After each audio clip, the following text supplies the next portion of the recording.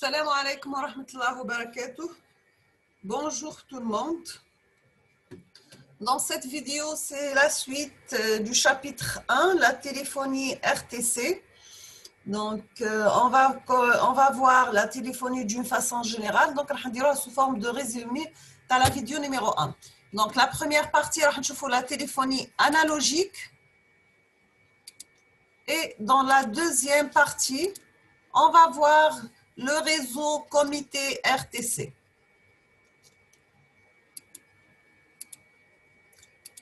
Donc, voici notre sommaire. On a la téléphonie analogique. On va voir le principe de la téléphonie analogique. Deuxièmement, la transmission de la voix. Troisièmement, l'évolution de la téléphonie. Et après, on a le réseau téléphonique comité RTC. On va voir les commutateurs. On va dire aux définitions. Les ondes du RTC, la boucle locale, le PABX et le plan de numérotation nationale.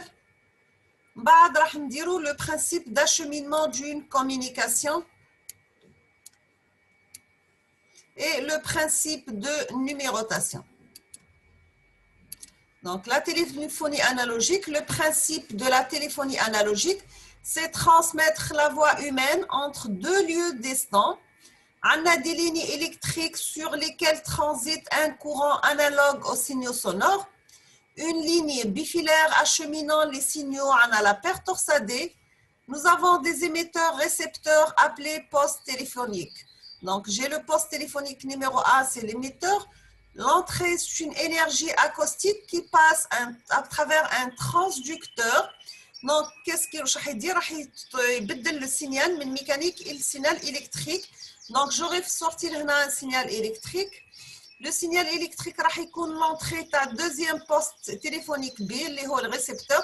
Va dire la conversion inverse du signal électrique mécanique et à la sortie, on aura une énergie acoustique. Donc, pour la transmission de la voix, nous avons chaque client se voit attribuer un numéro personnel. Le système audio de haute fidélité utilise une bande passante comprise entre 20 Hz et 20 kHz. On a des courbes de répartition de l'énergie associée à chaque fréquence. Elle atteint son maximum vers 800 Hz. Donc, c'est la courbe de l'énergie en fonction de la fréquence. On voit le max, c'est 800. L'évolution de la téléphonie, donc, tu vois là, par exemple, en 1879, en 1920 et en 1937. Donc, la forme de l'appareil qui fait بدل. Donc, on dit en 1854, l'inventeur français Charles Boursol fut le premier à imaginer un système de transmission électrique de la parole. On dit en 1877, l'Américain Alexander Graham Bell construit le premier téléphone capable de transmettre la voix humaine. Pour le réseau téléphonique comité RTC, donc nous avons les commutateurs. Ce sont des équipements téléphoniques conçus pour mettre en relation tous les abonnés. À l'origine, les demoiselles du téléphone connectaient manuellement la ligne de l'appelant à celle de l'appelé. Donc, voici la figure, les demoiselles du téléphone. Donc, puis les commutateurs ont évolué, passant de l'électrotechnique aux technologies électroniques, puis maintenant c'est l'informatique. On va commencer, la définition. On a le réseau téléphonique public RTPC. Donc, c'est un réseau téléphonique public commuté. PSTN, c'est Public Switched Telephone Network. Donc, téléphone à réseau switché public a essentiellement pour objet le transfert de la voix. D'accord? Donc, ici, nous avons le commutateur local de rattachement. La même chose soit pour l'émetteur et le récepteur. Et nous avons un centre de communication qui fait la liaison entre les deux. Anna, le transport des données utilise le principe de la commutation de circuit. Il met en relation deux abonnés à travers une liaison dédiée pendant tout l'échange. Donc, nous avons des téléphones analogiques, Analotocom PABX et un opérateur historique. Et ici, nous avons le réseau téléphonique commité, soit en utilisant le téléphone fixe ou bien des téléphones, d'autres types de téléphones.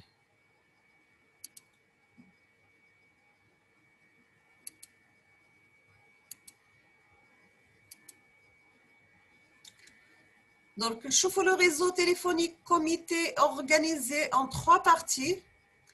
Donc, la première partie, je fais distribution. Donc, nous la transmission. Ce sont des ensembles de techniques mises en œuvre pour relier les commutateurs entre eux. L'ensemble des commutateurs et des supports de transmission entre commutateurs est appelé réseau de transmission ou réseau de transport. Pour la partie commutation, c'est la partie centrale du réseau.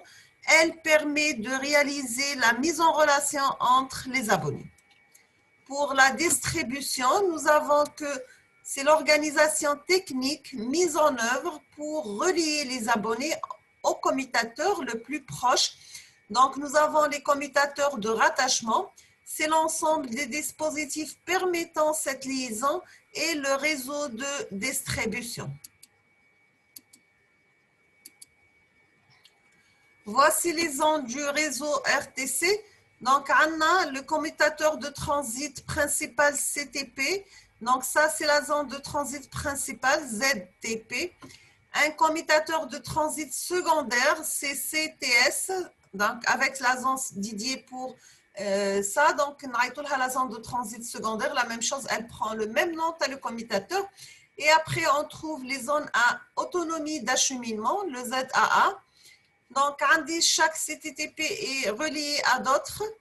Donc, chaque CTTP est un CTS, ou tout CTS a un commutateur à autonomie d'acheminement, les CAA. Ils sont reliés à travers les commutateurs locaux pour accéder ou là pour arriver aux abonnés. Donc, ça, c'est la mise en relation des abonnés n'ayant pas de CAA et CTS reliés. CAA, c'est les commutateurs à autonomie d'acheminement, ou CTS, c'est les commutateurs de transit secondaire. Le numéro destiné à l'international, c'est le CTI. Entre CTP ou CAA, c'est la mise en relation des abonnés n'ayant pas de CAA relié. Ici, c'est la mise en relation des abonnés d'une même zone géographique.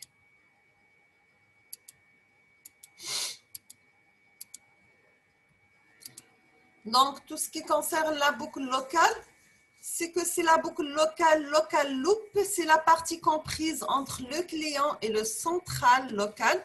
Donc, nous avons ici la desserte, la boucle locale des sous-répartiteurs SRA, qui sont reliés à un répartiteur principal, le NRA, et entre la boucle locale, elle est reliée à d'autres sous-boucles locales, on appelle ça desserte, et ça, c'est la partie collecte-transport, pardon. Pour le PABX, c'est Privated Automatic Branch Exchange. Donc, c'est un commutateur téléphonique privé. Il sert principalement à relier les postes téléphoniques d'un établissement.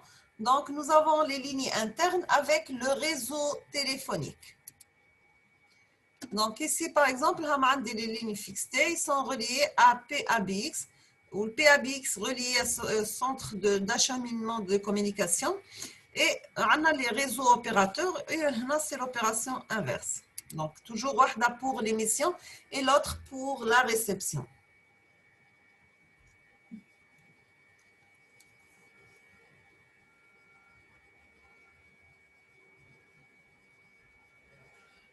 Donc, relier plus de lignes internes qu'il n'y a pas de lignes externes. permettent des appels entre postes internes sans passer par le réseau public. Programmer des droits d'accès au réseau public pour chaque poste interne. Proposer un ensemble de services téléphoniques, exemple des conférences, transfert d'appels, renvoi de messagerie, appel par nom. Gérer les SDA, c'est Selection Directed à l'arrivée. Il est aussi appelé autocommutateur privé, voire standard téléphonique. Et nous avons dans les pays anglo-saxons, on parle aussi de PBX. Pour le plan de numérotation nationale, vous trouvez par exemple un numéro d'un téléphone fixe. Donc, vous trouvez le premier chiffre indique l'opérateur chargé d'établir la communication qui peut louer les services à d'autres opérateurs pour acheminer l'appel. Hadi bleu-orangé, les bleu, c'est le deuxième qui sert à orienter l'appel vers une des 5 zones géographiques. Donc, un exemple, téléphone في فرنسا, d'accord? Le vert le groupe de 4 chiffres suivants dans l'identification à l'autocommutateur local de rattachement du poste demandé, puis le groupe des 4 derniers chiffres, identifier la ligne de l'abonné dans l'autocommutateur local. Donc, voici le principe d'acheminement d'une communication. Donc, vous décrochez l'appel. Après, vous faites l'invitation à le message de tonalité pour vous inviter à numéroter. Vous faites la numérotation.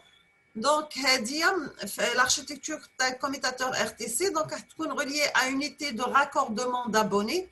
Il y a un retour d'appel de poste téléphonique B et fin de retour d'appel qui n'a dire le concentrateur de trafic. Bien sûr, l'unité de commande, nous avons soit l'enregistreur, un traducteur, taxeur et maintenance exploitation. Donc, B, donc, la numérotation, l'indication de sonnerie. Lorsqu'il va décrocher, il sera l'appel. Le fin de retour d'appel, c'est la résonnerie et l'appelé. Ça, c'est la communication entre appelant et appelé. Le principe de numérotation, on a la numérotation décimale. Chaque chiffre correspond à un nombre d'impulsions électriques sur la ligne. Donc, voici la ligne. Et par exemple, là, la touche 2, on dit la durée, la touche 5, la touche 1, ainsi de suite. La durée de chaque impulsion, elle est de 33,3 millisecondes. Et la largeur entre la première impulsion et la deuxième, elle est de 100 millisecondes. D'accord? L'intensité du courant, c'est à peu près 35 milliampères. Maintenant, on va parler de la numérotation par fréquence vocale. C'est le DTMF, sachant que chaque touche est associée à un couple de fréquences. Donc, exemple 1, 2, 3, 4, 5, c'est 697 Hz. 4, 5, 6, B, c'est 770 Hz. 852 Hz pour 7, 8, 9 et C. Et 941 Hz pour l'étoile 0, le dièse et D. Horizontal, fil vertical, donc j'ai l'étoile 741, c'est 1209. Le 0852, c'est 1336. Dièse 963, c'est 1470. 17, pardon. Le DCBA, c'est 1633. Donc, je vous remercie pour votre attention. N'hésitez pas si vous avez des questions. Et à la prochaine vidéo, Inch'Allah.